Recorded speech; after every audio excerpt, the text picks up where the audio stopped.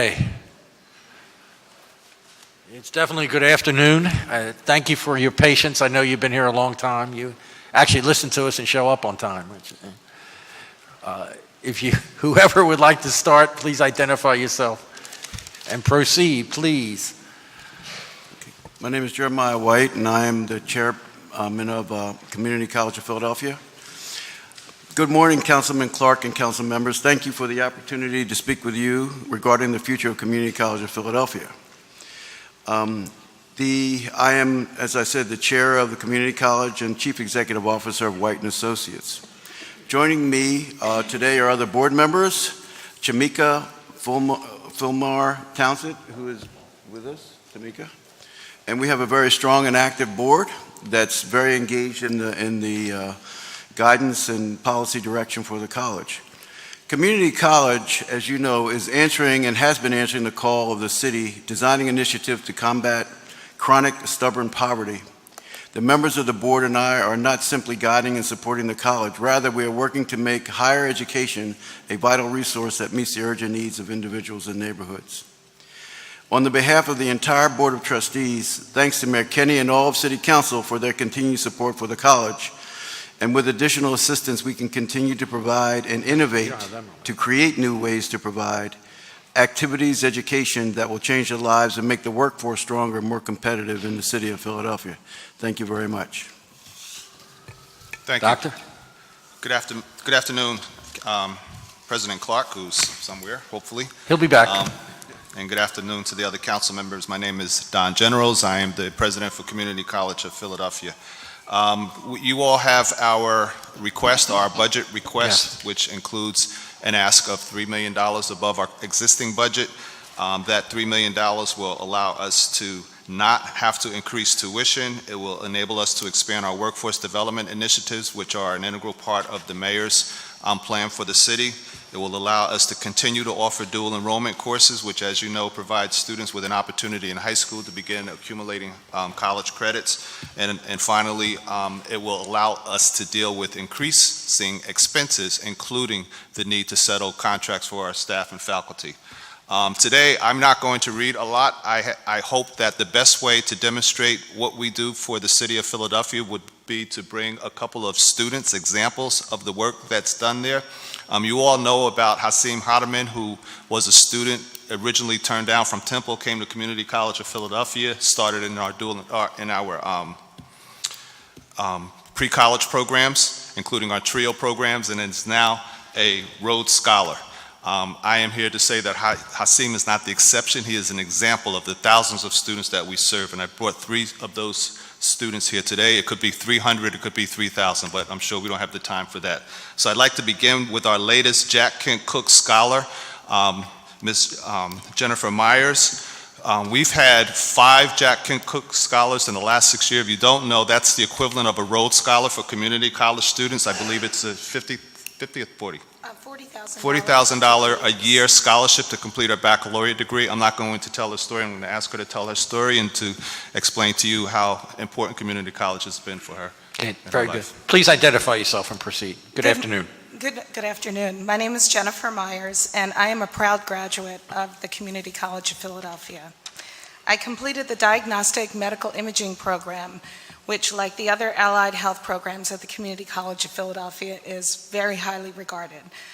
If anyone has had any diagnostic medical imaging in the city of Philadelphia, like an X-ray, a CAT scan, mammography, you have likely encountered a Community College of Philadelphia graduate. I now attend Thomas Jefferson University, and I'm in their general sonography program, and next year I will continue on and complete their vascular sonography program. Not only have I benefited from the academically rigorous classes at Community College of Philadelphia, but I've also enjoyed the mentorship and the guidance of its faculty. Through this guidance, I was encouraged to apply for, and I ultimately received the Jack Kent Cooke Undergraduate Transfer Scholarship, which financially has allowed me to pursue my bachelor's degree, which otherwise I would not have had access to. Having access to high quality, affordable education has literally changed my life. I was a single mother And I had my older son when I was 19, my younger son when I was 21, and I struggled very much when I was raising them. Now that they're grown, I'm able to pursue my education, and I'm extremely grateful to have had access to affordable education. I hope that others will continue to have this same access because there is talent in the city, and we can't afford to squander any of it. And as long as we can continue to offer high-quality education, people will be able to work to their potential and contribute back to the community like I intend to do. Great. Thank you very much. Thank you. Best of luck in the Right. future there. The next student that we've asked to come is Mr. Jim Baker, who is a returning citizen, having a positive impact on our community and the Great. students at the college. Jim? Good afternoon. Good afternoon, City Council. I'm Jim Baker, the other Jim Baker. I'm a returning citizen. I've been locked in the bathroom for over 18 years. I returned home 3 years ago, and I'm on schedule to graduate in May. Right. As a returning citizen, I was anxious to get back to college, but I didn't know how I was going to pay for it. I just knew I wanted to go. So upon hitting the ground, I hit the ground running. I went to community college and found Tara Timmerman. She was in charge of the reentry program. The reentry program helped me navigate, it helped me transition academically, it helped me make social changes in my life, and it helped me become civically responsible. They helped me to obtain my driver's license. They helped me to vote. And when I started doing these things, I found out what I wanted to be when I grew up. I wanted to be a social worker. So me, I'm not a traditional student. I'm 58 years old. I'm not a conventional student. I'm a returning citizen. The reentry program has helped me to navigate with the academics, the social transition, and civic matters. Dr. Generals and his staff have helped me to figure out this thing called education. Not only to educate myself, but to educate my community. To help men that have previously been sold a bill of goods, to figure out what they want to do. To make men dream and aspire again. To show them that money doesn't move everything around them. So I was trusting the process. I went to the Sixers game last night. And the process, I found out, is people. People is the reservoir of life. It's been the lifeblood for me. And community college has had some wonderful professors, administrators, and deans who have helped me to figure out how to do this thing and to keep doing this thing. And the other part of the process is the public accountability, where I'm a responsible citizen. I'm accountable and more dependable than I was in times past, because I'm a firm believer that if you're not accountable, you will be credible. And you will be in charge of whatever happens in your sphere of influence, And the last part of that process is personal goals. The reentry program has helped me immensely. Tara Timmerman has been the director and founder of it, but Dr. Generals was that parked car that I chased every day. He was the proverbial bar that I looked to succeed. And Tara Timmerman's staff, she has a dynamite staff, but she's understaffed. She has two dynamite, one is a transition coach and the other one is an academic coach and counselor, but they're both social workers who helped me know what I want to be when I grow up, which is a social worker. So I'm looking forward to give back, and I'm looking forward to helping community college. Okay. Thank you. Thank you for telling your story. Thank you very much. And you're graduating this year, right? Good luck to you. Knock on wood, I'm graduating in May. By the All way, right. all three- Sounds good. Congratulations.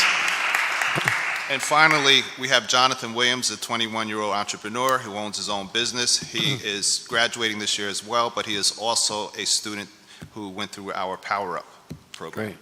Great. Good afternoon. Please identify yourself. Good afternoon. My name is Jonathan Williams. I'm the owner of Chestnut Hill Cleaning Company and also Sky's the Limit Entrepreneur Program. And I just want to say Power Up really did what it's called. It powered me up and took my business to another level. When I first started my business, I was 16 and I had business cards that were homemade on paper and construction paper glued together.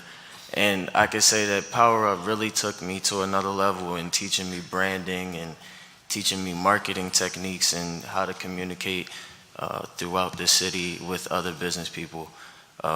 School wasn't always my thing. I went to Central High School. I did okay, but I wasn't really necessarily interested in all of the schoolwork. I was more so passionate about my business and CCP's Power Up program when I heard about it through my business association that I was a part of. Presented an opportunity for me to really get that business intellect that I really needed, as opposed to going to business school and sometimes getting stuck in learning about how to start a corporation or a very big business when I was really just a small business. And I think that it would be a great thing for City Council to continue that program for anybody else that really needs it. And also that's why I do my entrepreneur program, to teach students how they can become entrepreneurs as well.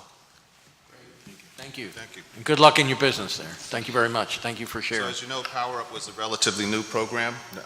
It's been about 1.5 years, and we've served or provided opportunities for 59 businesses, 63 individuals, and Jonathan is but one. And as I've indicated, we probably could have brought a couple of hundred students here that would give similar stories. You all, I've been to your offices, so we've had an opportunity to talk. You have our budget proposal, and at this point, if there's any questions. First of all, I want to thank them for coming. They each had final exams and academic things that they needed to do. Very good. Absolutely. And they sat here. It wasn't my impatience. It was hoping that they could stay here long enough to be heard. And I want to thank you, but we're open for any questions that anyone might I have. think there'll be a few, but thank you. Thank you, Doc. Thank you, everybody. Thank you very much for coming. Sorry you had to wait a little bit there. Councilwoman Gim. Mr. Chairman, and thank you very much, President Generals, Mr. White, for coming in. Thank you very much to the students that you brought in. Your stories are incredibly inspiring and a true testament to, I think, a wonderful vision that Community College of Philadelphia could, really become in our city. So thank you so much for the time that you gave for that. I really appreciate it.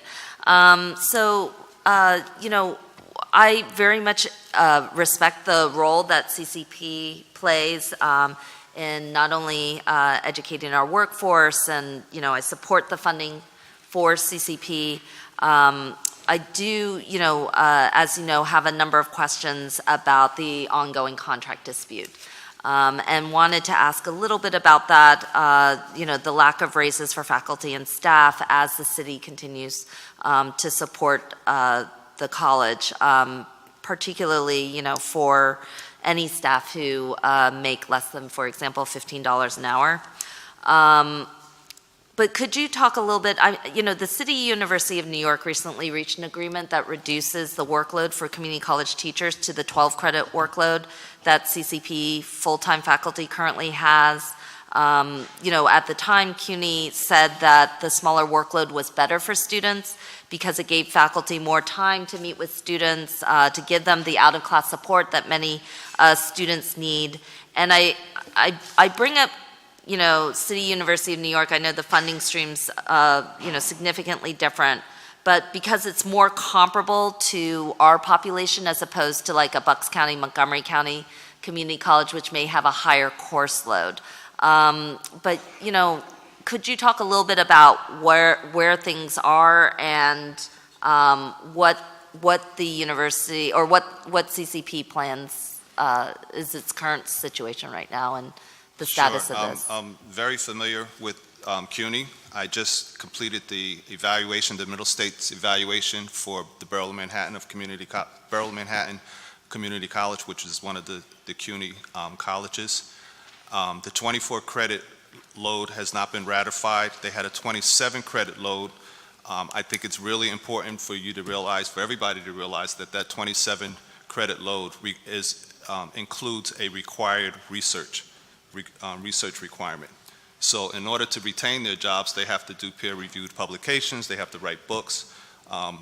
That is a relic of the university, the senior university. So when the community colleges came into existence, they received the same contract. So they were at 27 credit hours for many years, and just recently they have they signed a memorandum of understanding to go to 24 credits. But the key here is that they have to do the research. They don't get tenured, they don't get renewed, they don't get promoted unless they are able to provide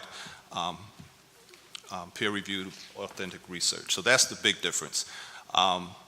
Relative to the proposals that we have, besides Borough of Manhattan, there's Essex County Community College, there's Cuyahoga Community College, there's Miami-Dade, there's Los Angeles Community College, all of which are large urban college and all have a 30-credit load teaching requirement.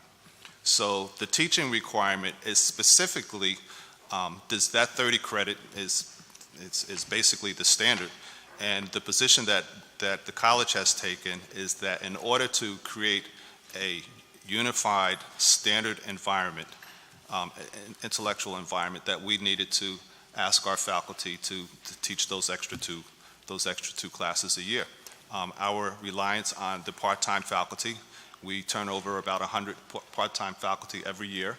They come and go. That's the nature of part-time faculty, of adjuncts. So in order to create the stability that we want to create in order to be able to preserve, to retain our faculty, our proposal is to increase their teaching load to what is the universal standard of 30 credits. In addition, we're not asking them to do this for free. I believe I think it's $9,000, close to $9,000, more money into their pension. And so that's our position. We're looking for them to do something that the rest of the country does. Community College of Philadelphia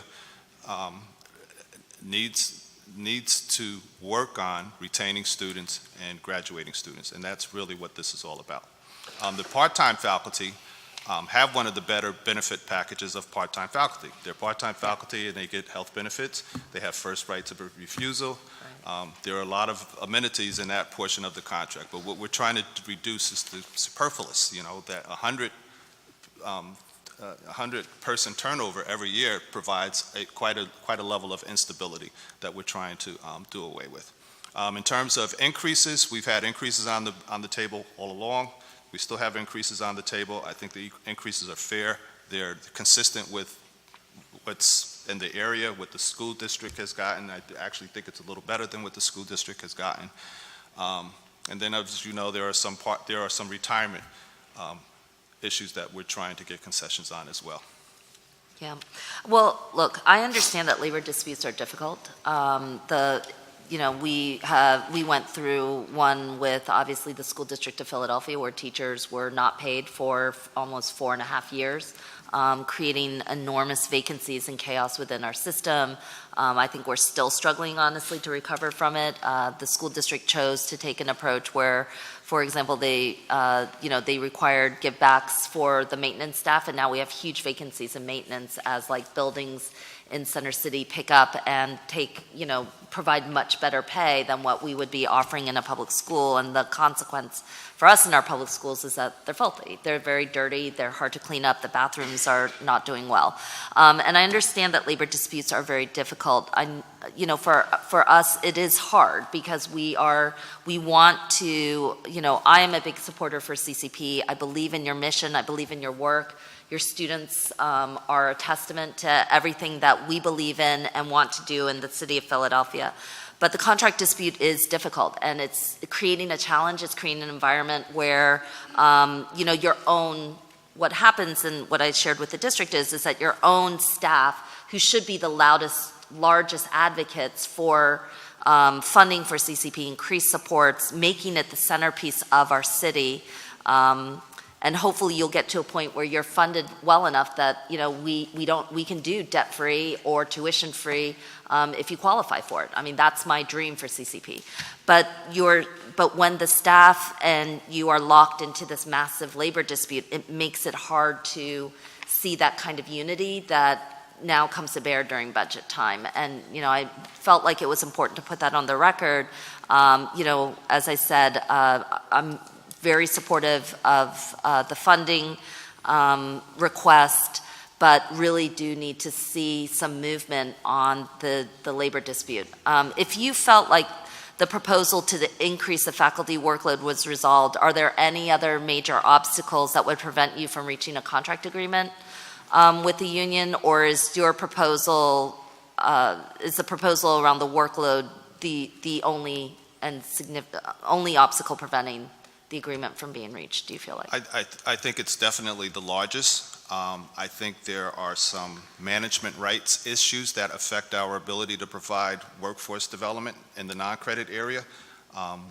Our existing contract requires us to vet the hiring of those who would provide training and services in that area through the traditional route of a credit English faculty, for example, where we need to be more on a business cycle.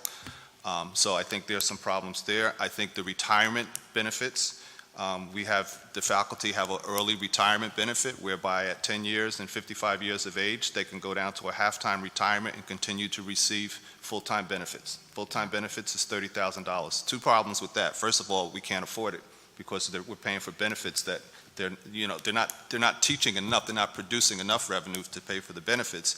And secondly, it doesn't allow, if someone is willing to retire, I can't fill that position with new faculty. So you probably have heard there's all kinds of issues about the lack of diversity on our faculty. It's tough for me to make issues to increase that diversity if we've got people locked into this part-time retirement. Yeah. And they are allowed to stay in there in perpetuity. Yeah. I think that's a real problem. Well, I appreciate your honesty, and as I said, I think you and I have spoken about this issue specifically each of the times in the past years that we've met, because I know it's important to you, it's very important to me. I've mentioned that in difficult labor disputes, we've had this with the school district as well, it's important just to prioritize the thing that you need to plow through, and then other things can be left, that's what contract renegotiations are for. But getting some clarity, prioritizing for us, and as I said, I understand that there's a lot that CCP in particular has to do and needs to do and wants to do to get to the level that you need to get to. But on our end, obviously, we want to make sure that in an environment in which higher education is becoming and again, I appreciate some of the references that you made to wanting to make sure that you value your part-time employees. They're very, your adjunct faculty, but you want to see a real investment in a full-time teaching force that has the credentials that our students and your students both need and deserve. In this environment where higher education is highly vulnerable and susceptible to the same kinds of reform mandates that we saw pushing through in elementary ed, we want to make sure that our faculty is uplifted, appreciated. I know you and I both share that mission. It's something that I'll be paying attention to, and I hope that we'll be able to see a resolution around the contract dispute very soon. Thank you, Councilwoman. Thank you. Councilwoman Reynolds Brown. Thank you, Mr. Chairman. Good afternoon, Mr. President and Board Chair. Thank you for bringing up the issue of diversity amongst faculty, because that indeed was one of my questions. And can you speak to the demographics, the composition of faculty as of this day, number one, and number two, where does CCP stand in terms of faculty compensation? Where does it stack against other other like institutions across the state? So bear in mind that they teach 2 less courses, and I think they're third from the top. Please speak into your mic. 14 community colleges. Right now, they're third from the top. Okay. But bear in mind that they teach 2 less courses a year. 2 less courses. Right, so they have a 24-credit teaching load. Everyone else has a 30-credit teaching load. Okay, then. And it has been raised over the years that I've been here, the issue of the lack of diversity amongst faculty. Is there a pathway for part-time faculty to become full-time faculty? Can you school us on what the process is? Yes, there is. So in their current contract, every search process has to include at least one part-time person in the pool that gets moved forward. So the way the search process begins, it begins in the department. So English, for example, wherever their final 3 or 4 might be, there has to be a part-time person in that pool as well. But more importantly, we have all types of, we call them fellowships, whether they're, quasi-formal or not. We do a lot to develop our part-time faculty. Okay. And I think, the key to getting a position is you have to, especially to get through the interviewing process, people need to know you, they need to know your abilities if you're going to crack through from the part-time into the full-time. So we Sure. do a lot to develop them, to immerse them into the culture of the institution, to prepare them for what the roles and responsibilities of a full-time faculty are. And in addition to that, there is that technical aspect whereby at least one has to be part of the final pool that gets pushed forward. So is the union matter an impediment towards achieving the goals of diversity? I don't want to put it that way. I Okay. think that the solution is through some of the union issues. Okay. I think, for example, one of our proposals is that on those committees that hire at the initial stage, right now we have a President's Council for Diversity. Our recommendation is requesting that at least one person from that council sit on the committee Yes. and have a right to vote. I can tell you that's been rejected at this point, but I'm hoping that we can, that's something that can be negotiated. I don't believe, aside from, the issue of diversity, that only English faculty can select an English professor. They may have, you need to have someone that can assess their discipline expertise. For sure. But when you hire a faculty, this person is always also going to be part of the college community. They're going to be Yes. doing advising. They're going to be working with students. They're going to be part of the governance structure whereby, matters of curriculum or, greater institutional things come about. So it's not just being an expert in 17th century literature. Agreed. So, Agreed. We you say know- often on this council that diversity does not happen unless, it's not going to happen organically. If you're not intentional about ensuring Right. at every level up and down the ladder, diversity, it's simply not going to happen because philosophically we're still pulling people along who are kicking and screaming and quite frankly don't want to see it happen. Right. So I appreciate the leadership, and it does take leadership to make it plain this is going to be a part of the culture of this institution. To the board chair, can you speak about what you would view as your number one or number two achievement under your leadership? Well, I think number one is through the process, I think it's not just me, because we have a very good board, right? I mean, we have a very talented board, but I think over the years, one of the most important accomplishments is hiring Guy.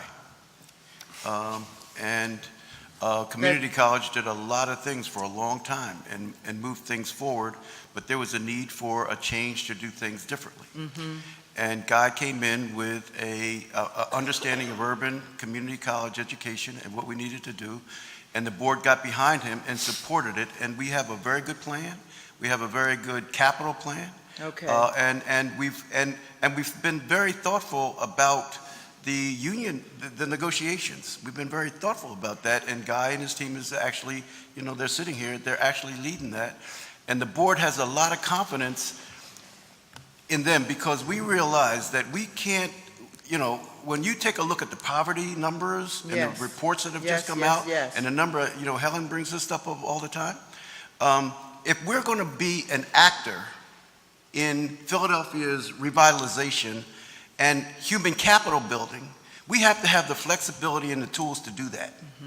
Because Dr. Generals and I have gone out to schools, and we've seen kids who understand that they can't get into Penn, they can't get into Drexel, they can't get into these places, and where they're going to go is to community college because they heard community college will help them Pathway. get to the point where they can be successful. Indeed. Right? And you've heard that today. So our strategy is we want community college, the city college of Philadelphia, to be that dynamic economic venue that poor people and young people, elderly, you talked about elderly, you go to our graduation, you see people that are 80 Wow. all the way down to 40, 60, 30, 20. So we are the city's college. But in order to change those numbers from the unemployment numbers in the African American male community, et cetera, we've got to be able to do things in a way that we haven't been able to do them before. And I believe that the greatest accomplishment we will have is if we can actually bring that about. Because you're returning citizens, veterans, you name it, we're on it. And so, but it's hidden.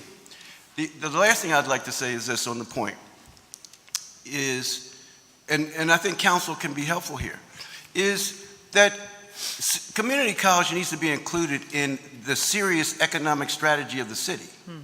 The chamber, Curtis, you know, Councilman, you know that we're going to bring Amazon in. We want to bring these people in. Amazon says, you need to have community college involved. Well, the reality is we've got to have community college involved in a real systematic way so that we can make sure some of these folks in your councilman District 5 or whatever it is are included in the economic value. Yes. And we don't get the same problem that we had before. I would say chamber and maybe also the Commerce Department as well, who Whatever. actually has the first lead on where prospective opportunities are. That's well taken.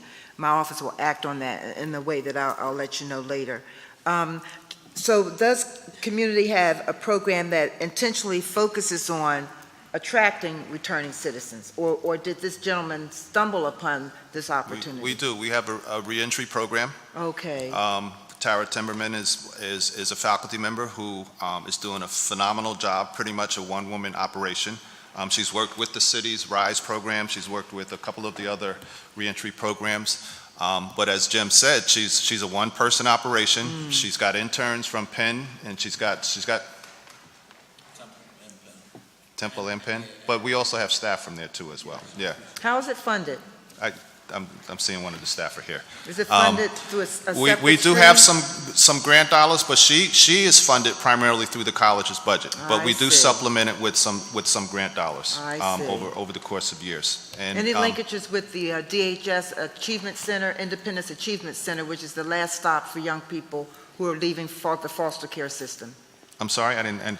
Is there any relationship with DHS has a program called the Independence Achieving Center, which is the last stop for young people I'm not sure. moving out of foster care? I'd have to find out. Tara wasn't able to get here. She had to teach today, so she would know the answer to that. We'll get back to you. We'll get back to you on that. Power Up, how's that funded?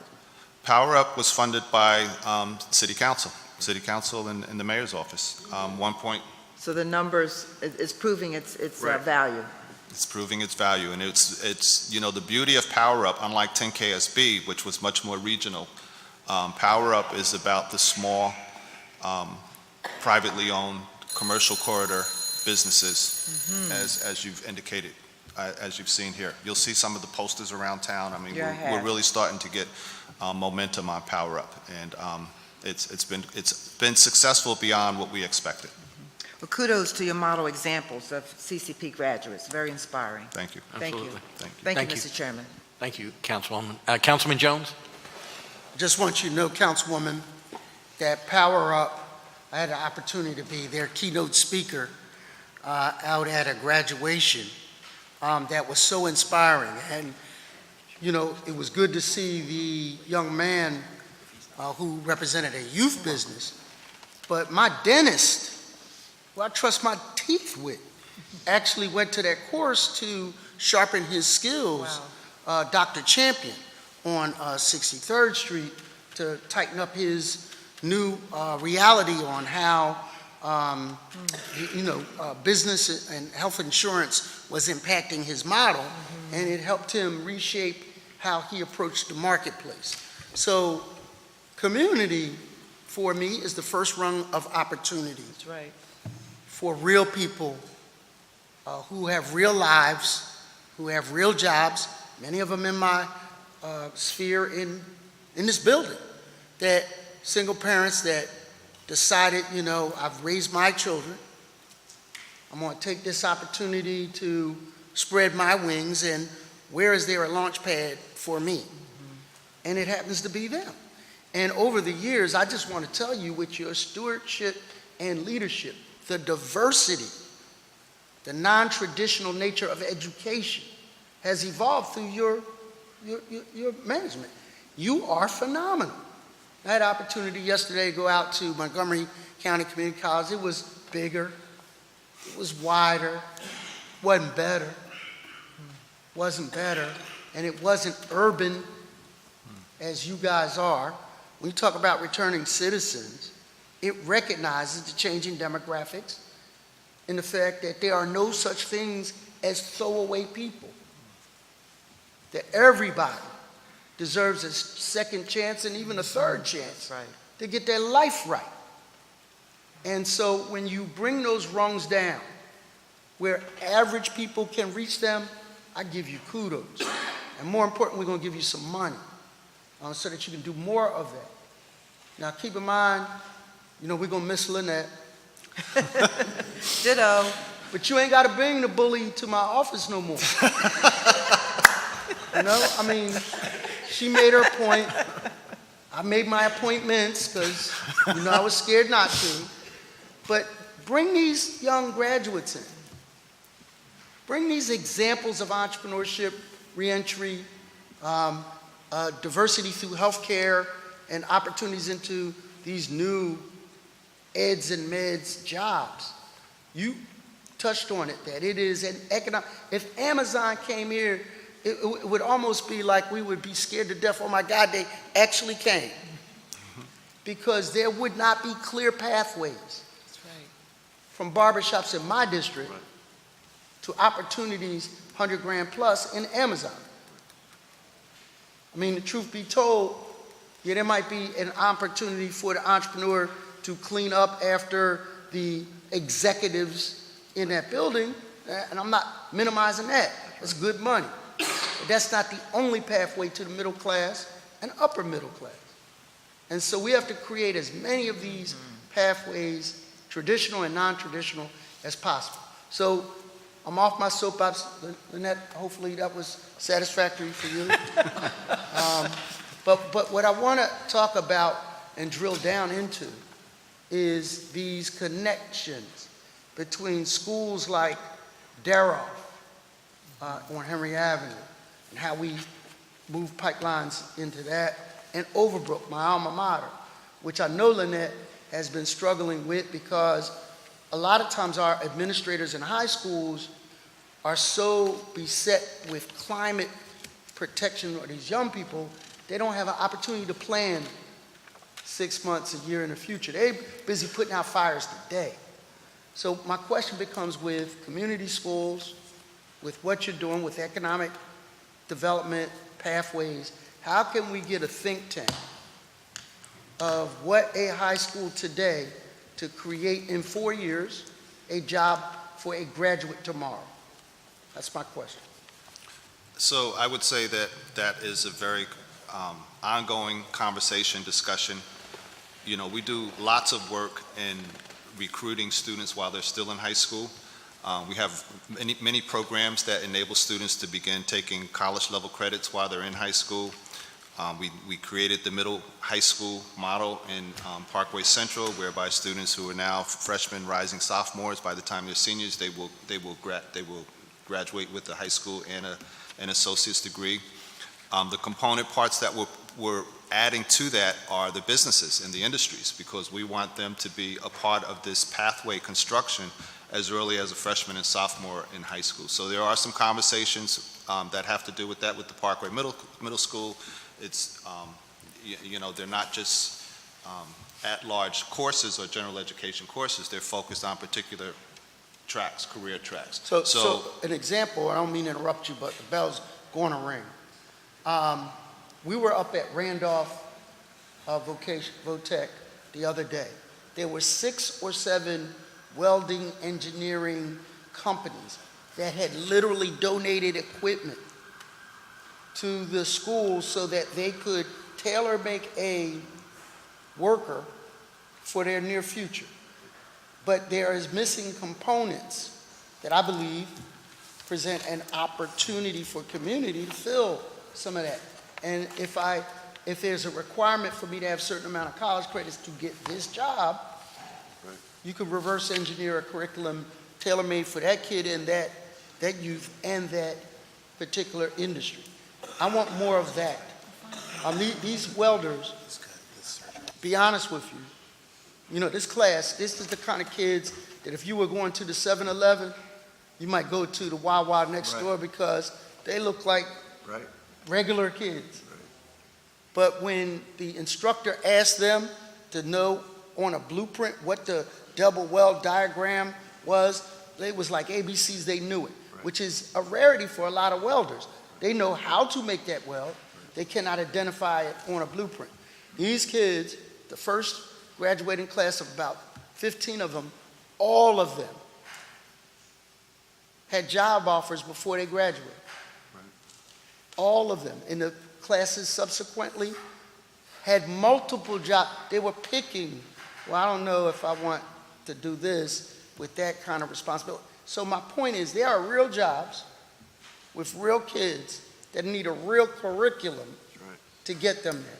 And that's, I mean, all this, with these three examples, I need more of that, because that's a middle class that will be in the 4th District, land of the brave, home of the free, and be able to afford to live there, to be able to afford to put a kid in a sports class and pay for their uniforms.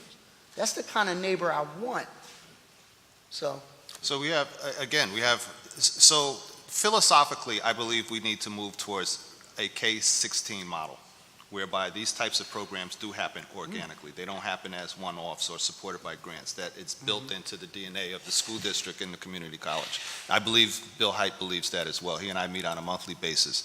We have, a number of programs that combine exactly what you're saying. Curriculum is built around fulfilling high school requirements while at the same time creating enough skill levels so that they can move into the job market.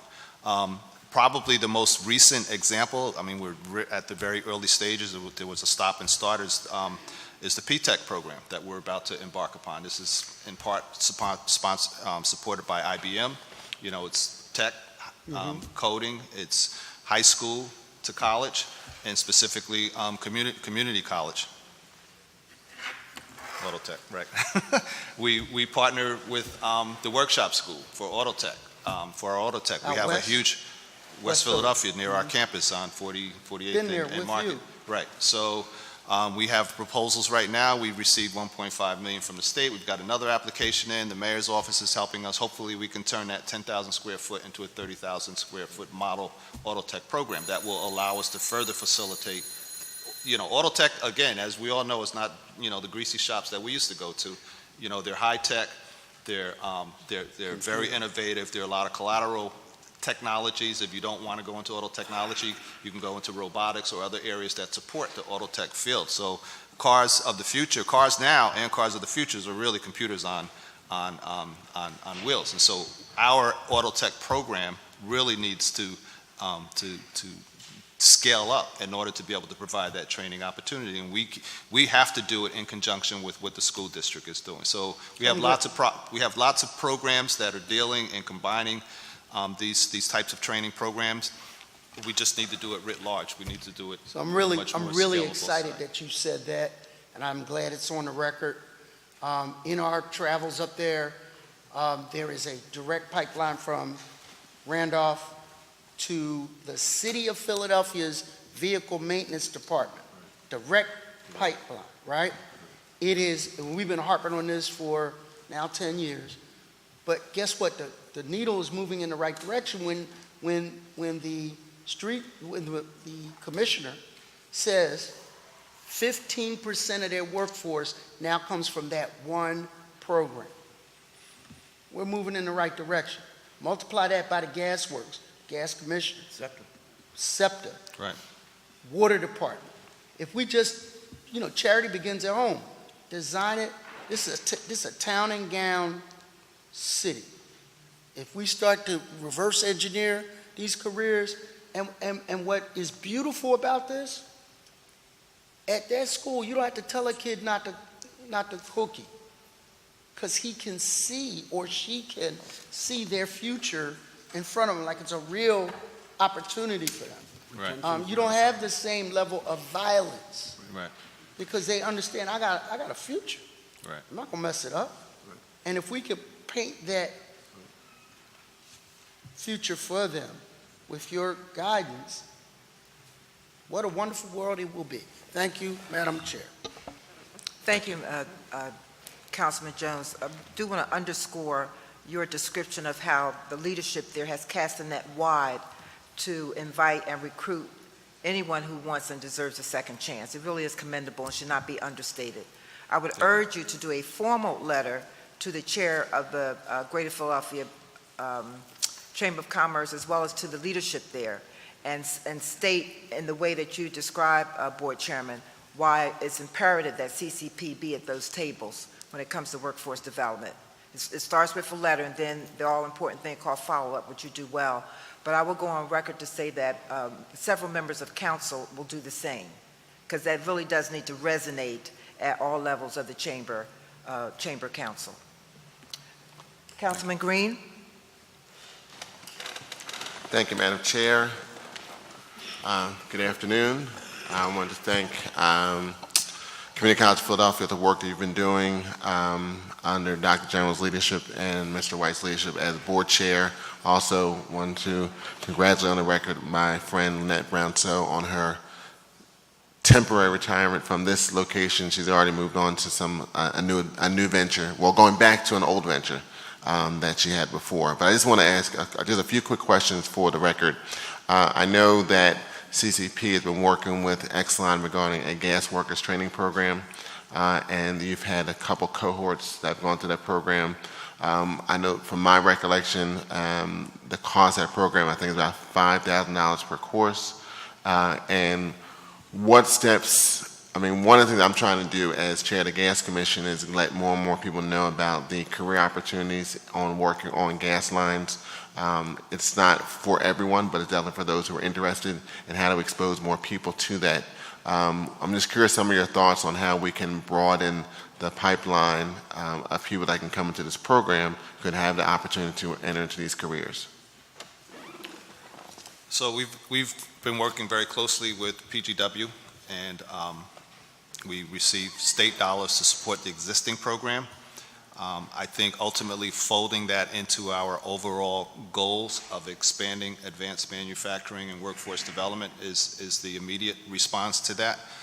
We continue to look for training dollars through the state. The governor, through his PA Smart Fund, is largely based around dollars for training for that, the specific types of training that you're talking about.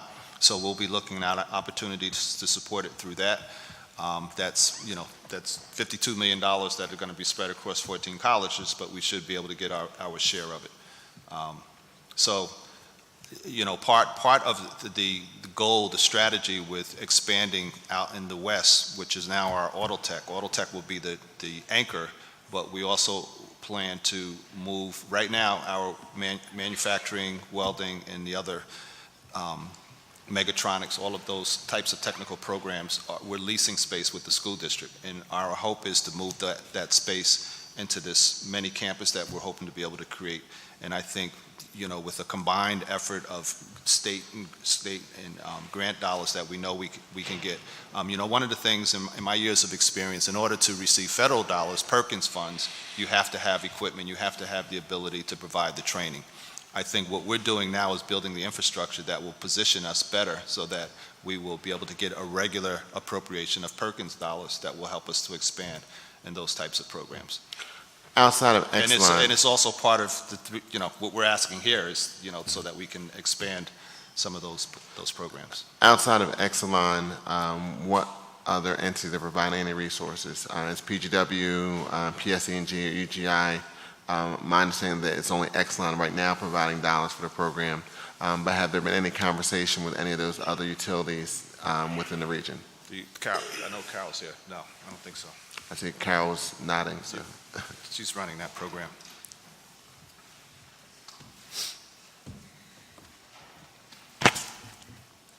Hi, I'm Carol DeFries. I'm the Vice President, Workforce and Economic Innovation. Councilman Green, we've been working very closely with many employers as part of this program. PICO and Exelon have supported it financially. The others support primarily through hiring individuals. So PGW has been the largest who have hired from this program.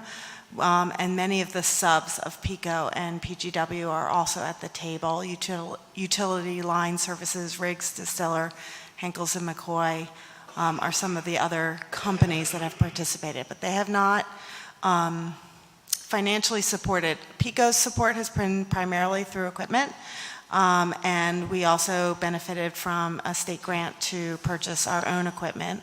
But no, they have not supported from the perspective of supporting scholarships for individuals to go through that program.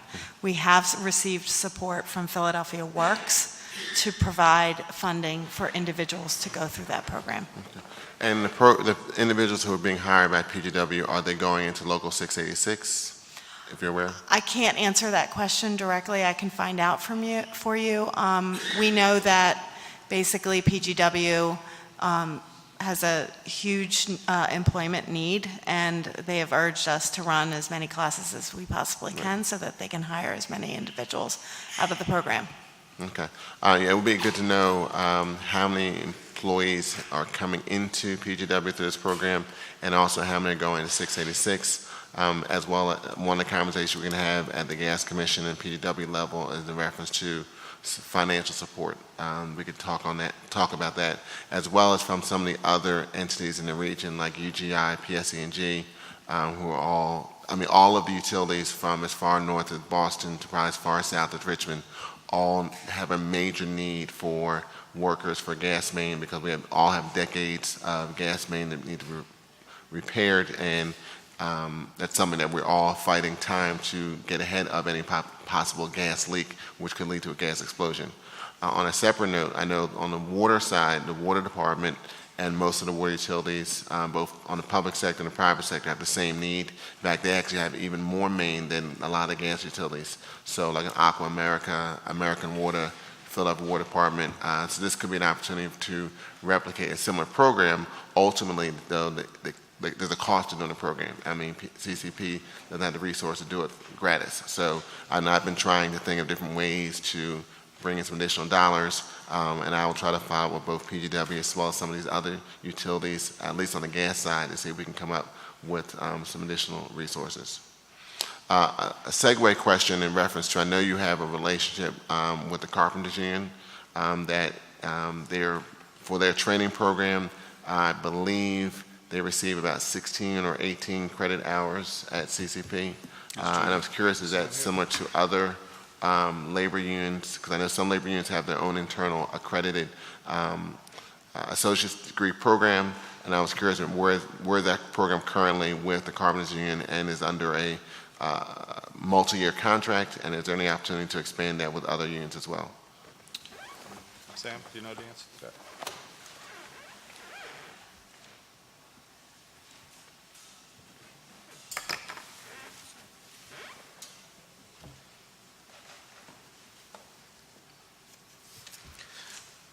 Good afternoon. I'm Sam Hirsch. I'm Vice President for Academic and Student Success at the college.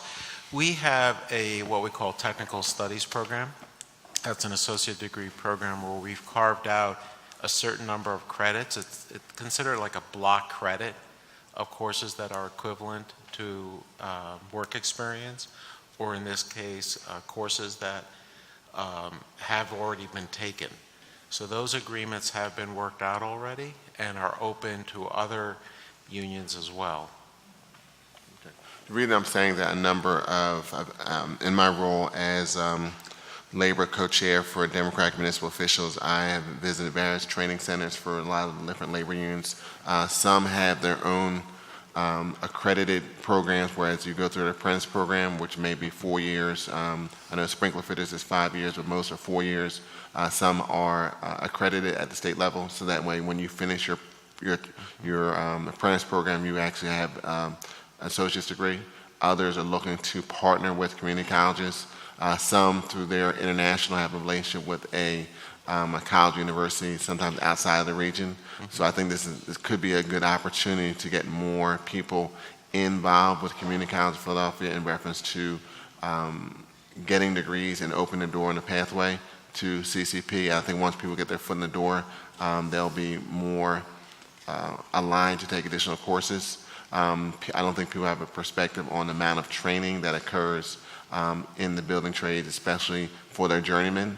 And so there could be some synergies and opportunities, especially considering that when you look at their salary dollar, a portion of that is not only for salaries, but pensions and health and welfare, but also for training, with the corporations are paying for the labor rate. So I raise that as an opportunity. I know there's some negotiations that may need to occur, but also could provide an ability for especially more people of color, and then that's been an initiative of some of the trades to diversify, but there could be some synergies and giving more people exposure to the building trades as well as exposure to CCP. So it could be beneficial on both sides, especially for those on the trades that once they become a journeyman who now may be interested in starting their own business and other opportunities. And based on the fact that CCP has got both Power Up and the Goldman Sachs 10,000 Small Businesses Initiative, there are those who are journeymen that have the training, but they may not have the experience on how to run a business, but have that interest. So developing that type of relationship now, as someone is going through the apprentice program and then becoming a journeyman, they may think that, okay, when I want to start my own business, let me loop back into CCP because they have training programs that help me become an entrepreneur, and you continue that relationship. So, just to put a point on this, we do have relationships with some of the unions. I know 1199, that we have a long-standing relationship with them, but we've expanded it even more because we have a process whereby a student, independent of the unions, can come to us with prior learning experience, prior training experience, and we'll parlay that into credits, into this technical credit block that Sam is talking about. Okay. So, yes, that's very important. So we have articulated specific agreements with some of the unions, and but then even independent of that, students can come to us with the training that they received at their particular, wherever they got the retraining, whether it's with the union or not, and we can parlay that based on our prior learning experiences program into college credits for them. We have various options that could include stackable credential certificates that lead to the associate degree, so there are various pathways. Thank you, Madam Chair. Thank you for that revelation, sir. Please, a little bit more. Please forgive me, I don't remember your name. Sam Hirsch. How old is the program? How have your recruitment and graduation numbers been? And you say some members of the building trades. What members of the building trades you've actually become bona fide partners? The Glazers up in the Northeast, we worked out an agreement with them. The electricians, 1199, we worked out an agreement with them, and he mentioned carpenters. I wasn't aware of that, but we do? Okay. Steam fitters, right. Okay. Just as an FYI, Councilwoman Blackwell, because of the 10-year anticipated expansion of Schuylkill Yards that will be happening in West Philadelphia, has entered into an agreement with University of Penn to grow the numbers in building trades. So I would suggest that you speak to Lee Whitaker, who's the point person around that project, because they are starving and hungry for a diverse workforce for all of what's going to happen over there at Schuylkill Yards. Her name is Lee Whitaker, and she is the firecracker over there that has her hand on the numbers of where young people are coming from, how many are graduating, and where the gaps persist. So that linkage would help Councilwoman Blackwell and what she's trying to do with Mr. Sweeney over there in West Philadelphia. Okay? Thank you very much. That's terrific information. Thank you, Councilman Green. Councilman Dom. Thank you, Madam Chair, and good afternoon. And by the way, on my questions, you can give me brief answers. I don't need any. We can do this quickly. We're academics. Yes. We don't give brief answers. Anyway, thank you for being here. I have several questions, but they're not hard. Just to make a comment, there's always a question I hear about is do we have an affordability problem or do we have a jobs problem? Okay. And I think you're part of the solution to helping us with the jobs problem and getting better paying jobs and increasing the wages for Philadelphians. Because I think it was eConsult who did the study, the same company you used for your study, I believe, who said that of the average property value in Philadelphia is $141,000. And based on the average home price of a home in Philadelphia, 84% of the inventory of Philadelphia is affordable to those earning $60,000. It's not a big bar. Right. And I think community college plays a big role in helping people get to the higher income levels.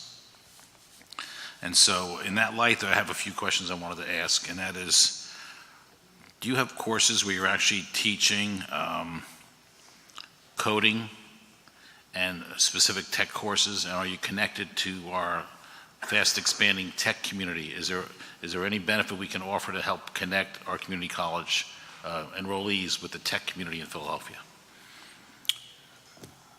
We do have computer technology courses. We have a complete degree. We have certificate programs. I know that we are developing through our non-credit coding short-term certificate programs specifically in coding. We are in conversation with Apple to offer their Swift, right? Yeah, to offer their Swift platform, which is a coding platform.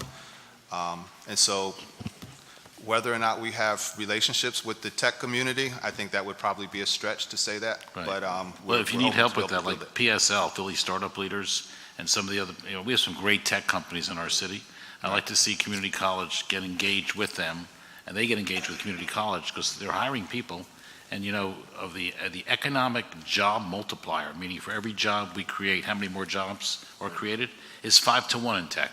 Right. It's the highest of any field. I mean, a job at the port is 1.6. A job in tech is 5 to 1, and the average income of tech, $39,000 higher. Right. So whatever we can do to make that connection, I'd like to see that happen.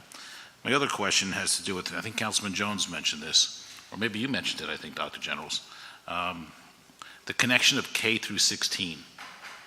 And my big focus on K through 16 would be 3 things. 1, financial literacy. Yesterday, I attended the Federal Reserve. We had 40 pre-K teachers that we sponsored to go to the learn financial literacy at the Federal Reserve, pre-K. And so are we teaching pre-K or not pre-K, are we teaching financial literacy in community college?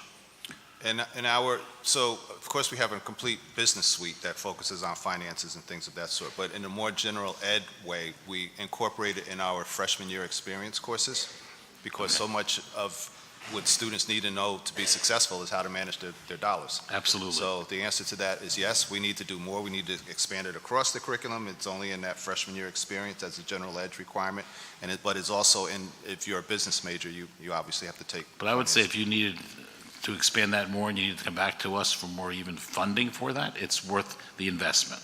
It's a crucial investment. Absolutely. The other second piece is, and we talked about, is technology, pre-K to 16. And the third piece is entrepreneurship, and I know we have a young entrepreneur here who's 21 in the cleaning business, I believe, right? Startup, it's great. You started at 16, right? You said? Yeah. I carry in my pocket for the last 2 years a Pew report that talks about the city of Philadelphia ownership of businesses in the Philadelphia region. It says 78.8% of the ownership of entrepreneurship of businesses are white. It says 10% Asian, and it says 2.4% black. 2.4. So here's my question. What are we doing to create more entrepreneurs, and how many people who graduate community college per year actually open a business? I don't know the number to the last part of that question. There are those who go out and start business. Many people come to us to increase their education that already have businesses.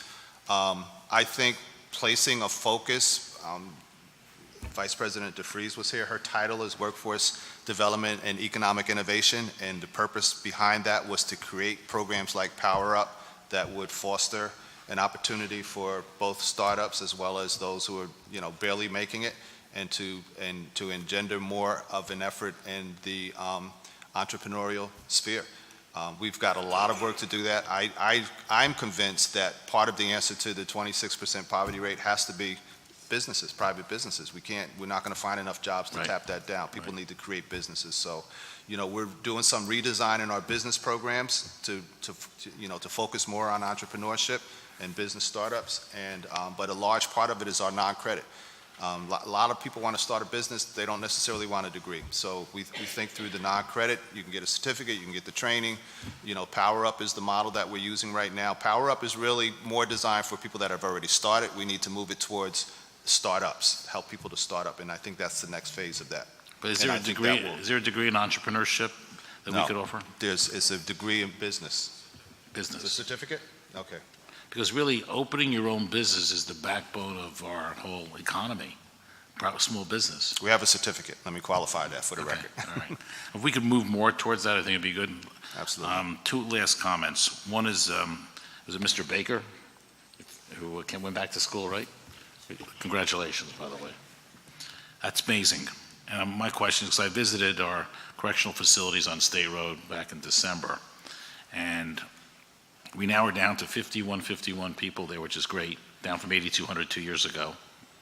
And I won't discuss cutting the budget here right now on that, but I will talk about how do we get more education into the correctional facilities via community college. I noticed you have a reentry program. I noticed, I think there was 60 people or so that were involved. But I'll give you an example. I have Sylvester Mobley, teaches Coded by Kids. We're going to have a course for the kids under 18 that are up there. There's like 30 of them, okay?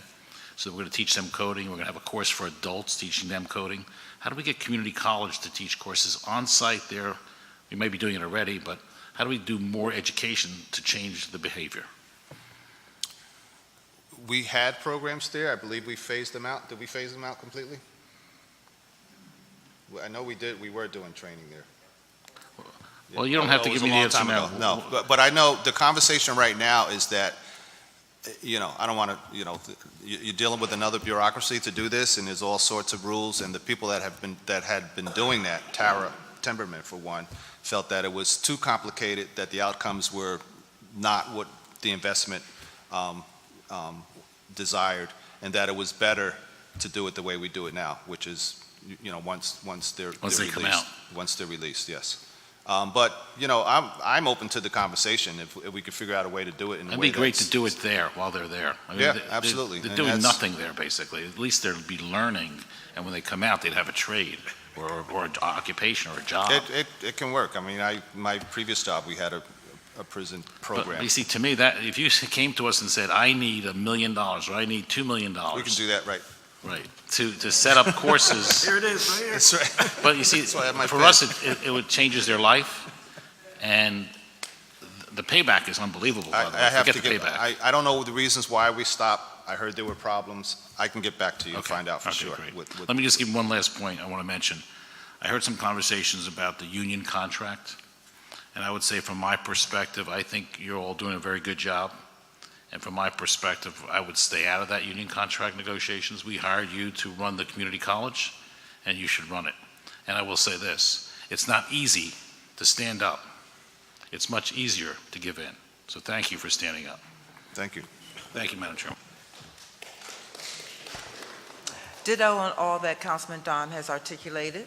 Thank you. Let me urge you to revisit the prospective opportunity to reopen an educational experience with our returning citizens before they leave, because that too is a factor that contributes to our poverty rate. Right, absolutely. Thank you all for what you do, and let me just underscore that Lynette Brownstow has visited the offices and made it very clear that her request for the budget increases is not optional, it's required. Thank you Thank very you. much. Thank you. Council will recess until 2:20, and we will return to hear from Fleet and the City Controller. Thank you very much.